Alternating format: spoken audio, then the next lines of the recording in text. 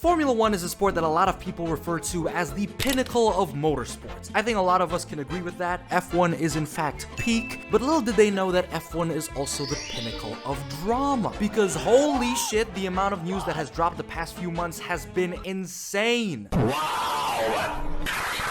I just know that every Drive to Survive producer is just creaming their pants right now. Maybe including myself too this time, but let's talk about that later. Point is, F1 right now has been crazy, that it didn't even take a month for me to have to make another recap of all the drama we've had so far this season, which has either made us extremely happy, oh let's go, that's class, or just straight up traumatized our souls. And today I'm gonna cover all the drama we've had so far in just the past 4 weeks, aka the mid-season. I'll be guiding all of you guys through it, adding my personal deep analysis for every headline as well, and also my honest reactions. And I gotta say, it's such a roller coaster that by the end of this video, you won't even know whether to be filled with joy or a grueling sense of sadness. Okay, probably a grueling sense of sadness, depending on whether you're a big fan of a particular American F1 driver that has an entire fan base that probably wants to kill themselves. Logan Sargent has got to be one of the most depressing headlines on the agenda today. On August 28, 2024, Williams announced that they were dropping Logan mid-season, replacing him with Franco Colapinto. James Vowles gave his usual PR comments after it was announced, which pretty much just translates to "fuck you, Logan, you shouldn't have crashed the car, you stupid bitch." But I don't know, that's just my personal interpretation. Like I said, we're here to do a deep analysis. But the point is, I'm pretty sure James made the decision to fire Logan right after his crash in the Dutch Grand Prix, which fans say is Logan's worst highlight in Formula One. The results of what happened, we can have a listen now. However, I saw it as Logan trying to make a dope-ass album cover, which he succeeded in doing. So I guess it's all about perspective. And James, you might just have the wrong one. I mean, just take a look at that beauty. That's some shit that Kendrick Lamar would use. But jokes aside, this decision by Williams was very controversial. A lot of fans hated James Vowles for it, saying that he treated Logan badly during his time at the team, and that the comments he made about Logan leaving were extremely hollow and unsympathetic. Now, I understand both points of views. Logan is a very talented driver. I know that might sound like I'm on crack saying this, but it is true. Logan is a good driver, but Williams made the mistake of rushing him into Formula 1 when he should have marinated first in Formula 2. And fans argue that this didn't allow Logan to master the foundations he needed for F1, and now he has to pay the price for something Williams were partly responsible for. But at the same time, I understand the team's perspective. Logan was underperforming like crazy, his car went boom, bam, bop in like half of the races he's been in, and he had enough time to marinate in 2023 as well. But overall, it's still a sad time for us F1 fans to see our GOAT Logan go,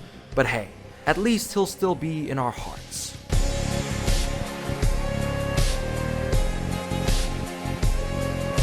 Except for diehard Logan fans though, they're busy hating on James. And since I'm yapping about Logan, this brings us to Franco Colapinto. Franco is replacing Sargent for the remainder of 2024. He's an Argentinian driver who was previously backed by our favorite rookie, Fernando Alonso, during his F4 days. And his resume is...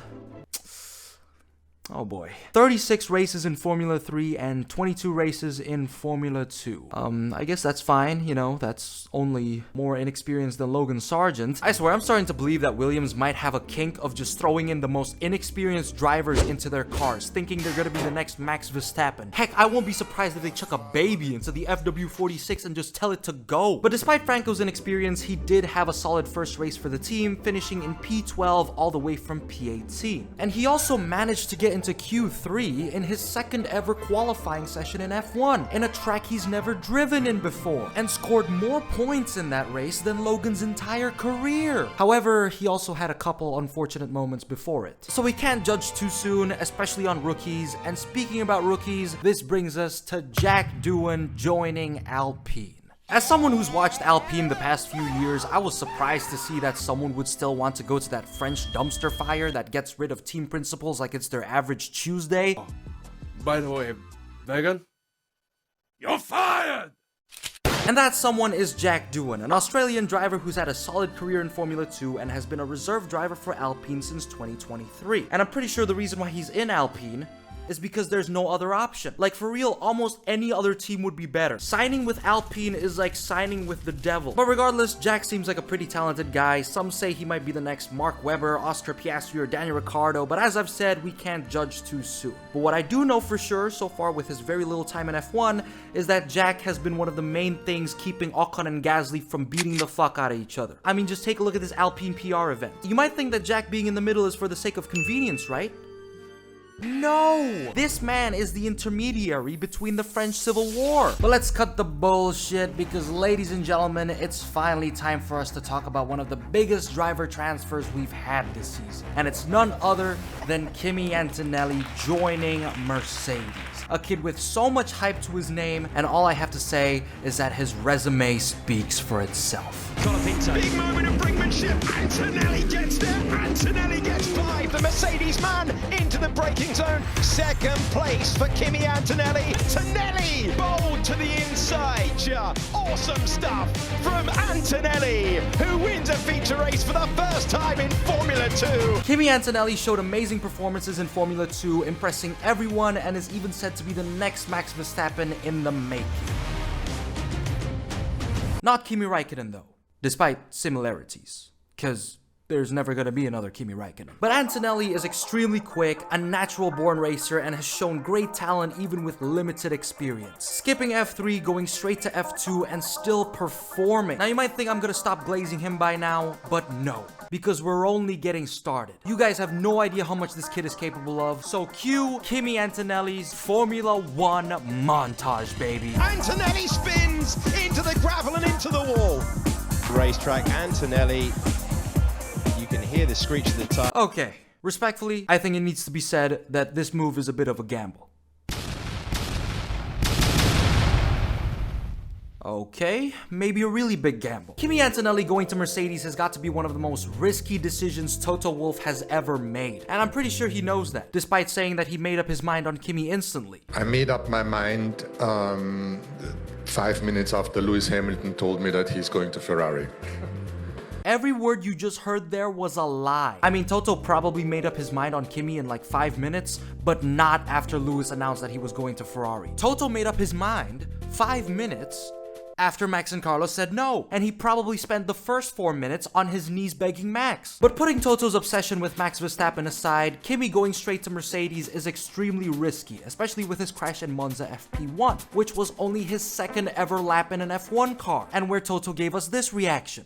Not the start to Formula 1 that Mercedes had hoped for. That face just says it all. Kimi Antonelli going to Mercedes has brought in a lot of doubts, especially after the crash. A lot of people have brought up the argument of why didn't he just go to Williams first? Even Max Verstappen had to spend some time in Toro Rosso, where he was essentially a wrecking ball with wheels. Too comfortable for a while, and Verstappen goes straight! Before maturing at Red Bull. And Kimi is said to be the next Max Verstappen, yet their cases are extremely different. I personally think having Carlos Sainz in Mercedes for a bit while having Kimi and Williams would have been a better choice in terms of risk, or have Kimi replace Logan instead of Colapinto and keep the Mercedes seat open, but well, that's just my personal take. And judging by how much Toto really loves Kimi, maybe the kid might just have some hidden talent and could potentially adapt quickly like Oscar Piastri. And of course, also like a driver we saw knock out Max Verstappen in qualifying a while ago, Liam Lawson, who just so happens to be another rookie in today's discussion. And all I have to say for him is that I just know this guy feels like shit right now. Oliver Behrman, Franco Colapinto, Kimi Antonelli, and Jack Doohan either have seats right now or ones for next year. So Liam is just looking at them from his Red Bull garage, depressed. It's honestly really sad to see a talented rookie not get his chance to F1 because those chances have been given to others instead. But hey, I believe he'll get a seat sooner or later, probably replacing either Daniel Ricciardo, Sergio Perez, or a completely different driver. I honestly don't care how long we have to wait. As long as Liam gets his seat eventually, I'll be happy. Though, I can't say the same for him. If Liam doesn't get a seat for at least 2025, he's probably gonna crash out. But anyways, on the topic of rookies, F1 is actually turning into a daycare center. I mean, with all these rookies coming in, including Alonso, god damn, the 2025 grid is young. With, of course, as we all know, Fernando Alonso being the youngest. And matter of fact, as of recent events, he actually isn't just the youngest, he's also the happiest. Because just before you think Kimi, Colapinto, Doohan are the only happy drivers we have today, think not. Because on September 10, 2024, Adrian Newey officially officially signed to join Aston Martin. The most valuable man in Formula One has decided to go to the Wingstop team. Boy, am I happy. Yes! And the reason why was because he was looking for a new challenge, which really just translates to Lawrence Stroll is paying me $30 million a year. But ladies and gentlemen, we all know what this announcement means. To all my fellow Fernando Alonso fans, I just have to say that we might just have a short view back to the past.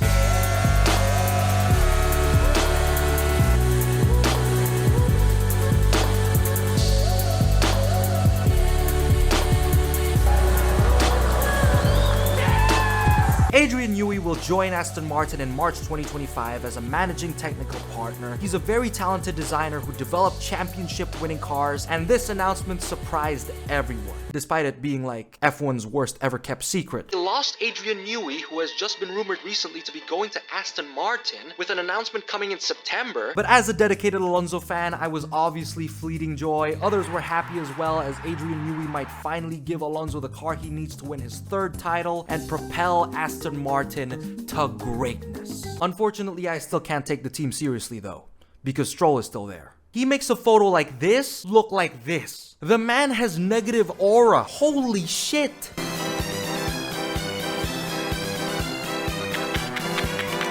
And especially after the announcement, people were hyping up Aston by putting on this clip of Alonso. Zero problems. We finished 1-2 in practice, 1-2 in qualifying, 1-2 in the race. Total domination. Now I love the hype, but it's gonna be more like 1-8 in practice, 1-9 in qualifying, and 1-5 in the race. Because Stroll will always find a way to stroll into the back of the grid. But at the end of the day, what a lot of people want is Alonso shining once more. Stroll can, you know, rot in a burning dumpster fire. But delusions aside, knowing Alonso's luck, I also won't be surprised if Newey's impact will only translate to track success right after he retires. Also, Honda might be shit in 2026 with the new engine regulations, and they're gonna be Aston's main supplier. Aston Martin in the next few years is either gonna be Alonso's next Renault or McLaren Honda. I'm actually praying it's not gonna be McLaren Honda, or else I'm jumping off a fucking building. Oh my god!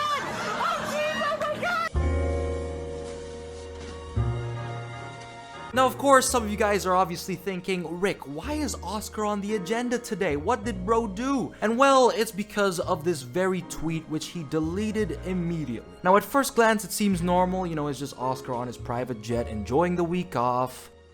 Until you realize the date he posted it on. Bro could have chosen any other day to post that tweet, and he chose the 11th of September. It just had to be that day where he posted a tweet of him flying a plane, where he's not even looking at where the plane is going. Oscar, you're never gonna beat the allegations, man. But after this, I'm pretty sure we all know why McLaren's so fast now. The $2.1 trillion that mysteriously disappeared on that day, I am now 90% sure that Oscar shoved it up his ass, walked back to the McLaren headquarters with his cheeks fully clenched, and used that money to develop the MCL 38. Fuck the cost cap. And that right there, ladies and gentlemen, is my other deep analysis for today. Unfortunately, it's not as deep as the money in Oscar's ass cheeks though, but moving on.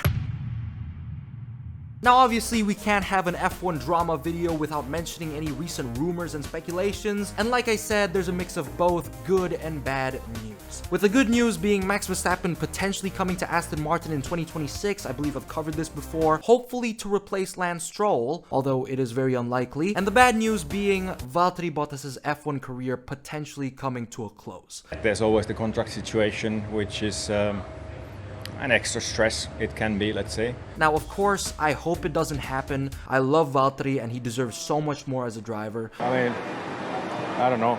It's unfortunate.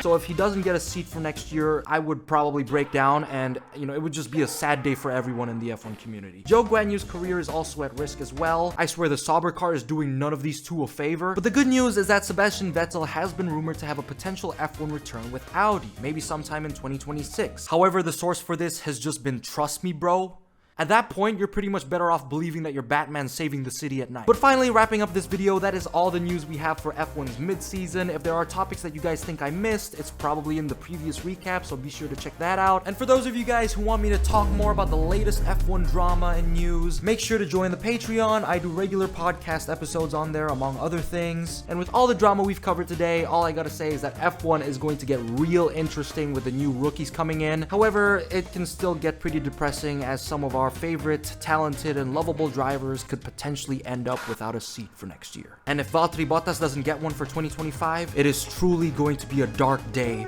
for Formula 1. But hey, at least Oscar didn't hit another tower.